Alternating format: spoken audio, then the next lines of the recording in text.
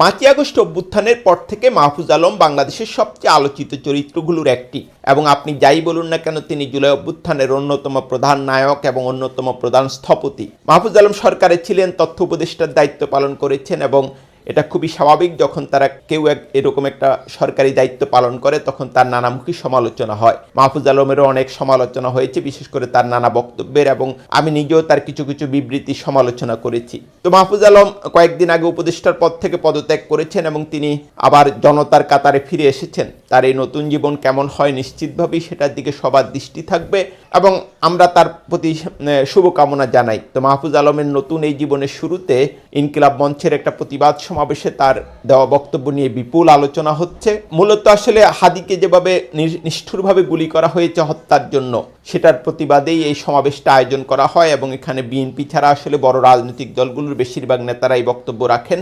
সেখানেও সদ্য প্রাক্তন উপদেষ্টা মাহফুজ আলম বক্তব্য রাখেন এবং যেটা বলা যায় যে আওয়ামী লীগ এবং ভারতের প্রতি তিনি একটা চরম হুঁশিয়ারি উচ্চারণ করেছেন।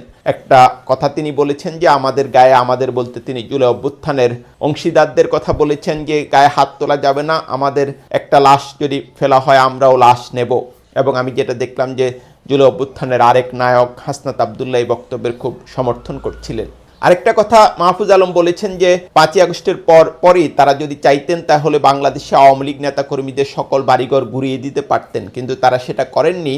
তারা ক্ষমা করেছেন, কিন্তু এখন তাদের মনে প্রশ্ন যাচ্ছে সেই ক্ষমা করাটা ভুল ছিল কিনা, এবং তিনি হুঁশিয়ারি উচ্চারণ করছেন যে ভবিষ্যতে আর ক্ষমা করা হবে না। তিনি আরেকটা বিষয় উল্লেখ করেছেন যেটা আপনারা সবাই জানেন যে 5ই আগস্টের আগে যারা বাংলাদেশে হত্যাযজ্ঞ চালিয়েছিল তাদের একটা বড় অংশ ভারতে গিয়ে আশ্রয় নিয়েছে এবং খুবই দুঃখজনক এবং মর্মান্তিক যে শরীফ ওসমান হাদির উপর যারা গুলি করেছে, যে শুটার, সেও ভারতে গিয়ে আশ্রয় নিয়েছে বলে এমন একটা কথা এখন প্রচারিত হচ্ছে। এটা যদি সত্য হয় খুবই দুঃখজনক যে বাংলাদেশে একটা মানুষ একটা নিরীহ নিরাপরাধ মানুষকে হত্যা করবে এবং সে গিয়ে ভারতের শেল্টারে ভারতে গিয়ে আশ্রয় নেবে।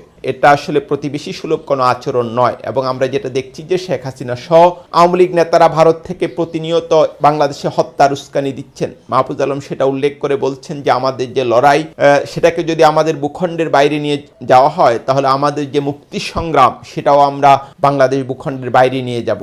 সব মিলিয়ে মাহফুজ আলমের এই বক্তব্য নিয়ে বিপুল আলোচনা হচ্ছে এবং আমি যেটা দেখি যে মাহফুজ আলমকে আসলে আগে কখনো আমরা এতটা কঠোর, এতটা কড়া ভাষায় বক্তব্য দিতে দেখিনি।